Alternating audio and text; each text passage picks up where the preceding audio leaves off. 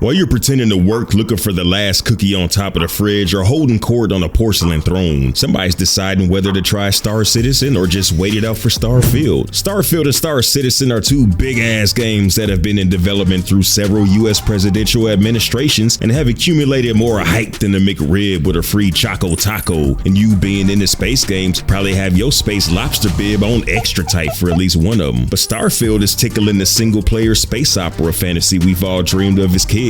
They're inviting you in Total Recall style to take on the role of a character and have a giant space adventure with some guidance and prompting from their narrative. Star Citizen is going all MMO and approaching it from a no boundaries do-it-all space life sim perspective. So what the hell can a space RPG offer you that'll do everything Sam can't? If you aren't as familiar with Star Citizen, let me set the table with how wild the developers at CIG are. So you know how in every single game all the buildings in the background are mainly just for show? Who would even think to take those buildings in the background and fill them out with NPCs and things to do? Yo, there's hotels on the Vegas Strip that can't seem to fill out all the spaces inside.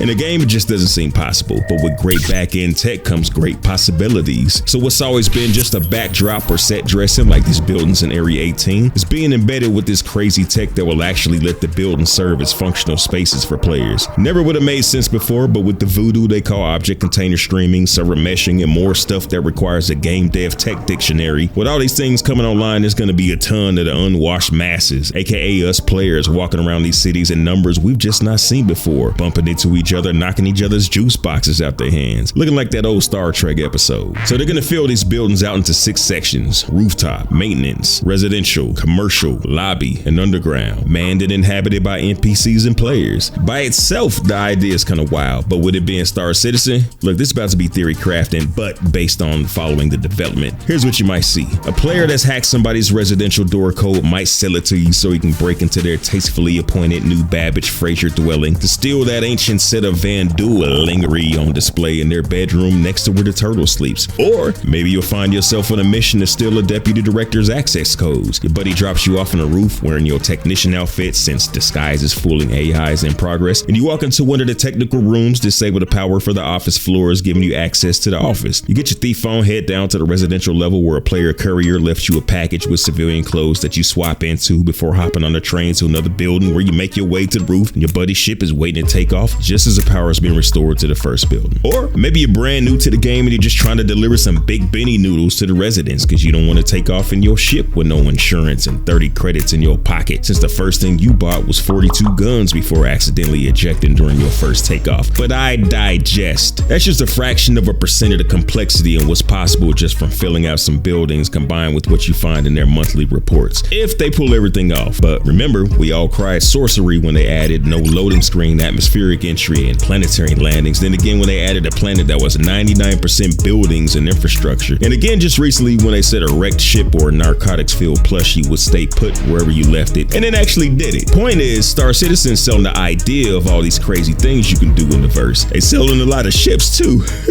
But the only reason they can is by selling folks dreams of the limitless things they'll be doing with them. Now Starfield is selling dreams too, but they're a lot more subtle with it. They create these general ideas of what it'll be like to let you fill in the blank on your own. And it works. Mr. 16 times the detail, as Yamik's call him, is pretty crafty. We got folks who haven't even smelled Starfield calling it the Star Citizen killer, which is apples and vape juice, since we're talking about a single player RPG. But we're still talking space games, and when it comes to those, your imagination can't help but to run off to every sci-fi adventure you've imagined, read about, or watched in movies and shows like The Expanse. So Starfield is dipping their toes in a pool that has all these expectations from people who've been playing space games. And when Bethesda said, yeah, we're not doing all that, folks cried havoc and unleashed the dogs of online forums prematurely. Starfield has a lot going on, but by virtue of the RPG genre and some tech limitations, there's naturally gonna be a cap on what you can and can't do. Everybody's forgetting it's not a space sim, it's a Bethesda game of space. It's got ship combat, the pew-pews are on deck, and you can even allocate power into different ship systems like engines, shields, grav drive. It's got ship crafting. You can buy and unlock modular sections for your ships from different vendors, which will open up more gameplay. There's some form of cargo hauling, whether it's traditional like an Elite Dangerous or Star Citizen, or just carry your loot, dump it at an outpost, or sell it to buy better components like a reactor and grav drive that jumps longer distances to places that deliver more characters, more factions, more money making opportunities, or more story.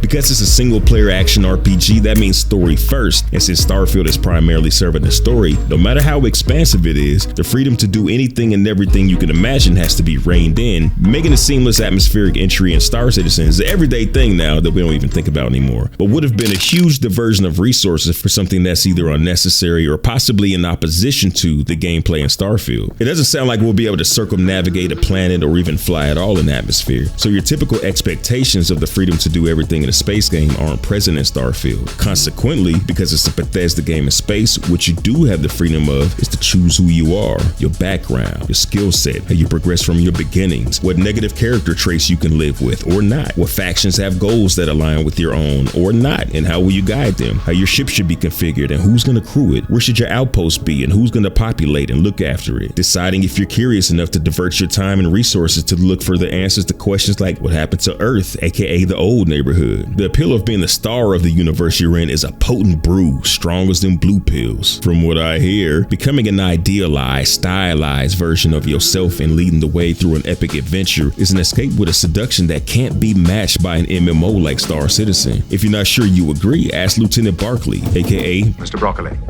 An MMO where he'd be just another guy doing the best he can, well, that's pretty much on par with his life. Being a charismatic ass-whooping ladies man in the holodeck hit him so hard with the come hither fingers that he would miss his work shifts on the ship down the hall where he was supposed to be on duty at. We know that was a TV show, but like a show, it's the allure of being the protagonist that'll keep you coming back to lead the characters in one direction or another. In Star Citizen, at best, you'll be brave and stunning at a couple things and terrible at others. In Starfield, you're Neo, you're Star-Lord, hell, you're Buck Rogers. You're the rainmaker of the universe and the above-line staff of your film. 100% grade A Wagyu real talk, I'm buying what they both selling. They're all the way in the lane of where we're trying to go, which is living our best space lives. Star Citizen will give you the freedom and agency to make or break success, find your tribe, and do whatever the hell it is you want to do. Starfield is intent on delivering the things that Star Citizen can't, and that's injecting you into a sci-fi universe where your choices and actions have an observable influence on the story, lives, and worlds you're in. And instead of being one of millions,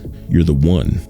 Side note, there's this big controversy about Starfield's start screen with an ex-game developer basically calling it half-assed. It's not uncommon for people to make bizarre criticisms with no solid rationale behind it. I see it all the time with the games I cover. But to criticize the start screen? Sometimes you gotta find better things for your life to be about. As other folks pointed out, star screens mean zero for the quality of the game. And as ESO Danny put it, if there's a correlation between Bethesda's game menu design and gameplay, we should be in for a treat. Whatever the case, I think the start screen is fine. It's simple, it's clean, the image makes me want to hop in the game immediately, and the UI lets me do that ASAP. You agree or not? But watch this next vid for no reason. I've got to have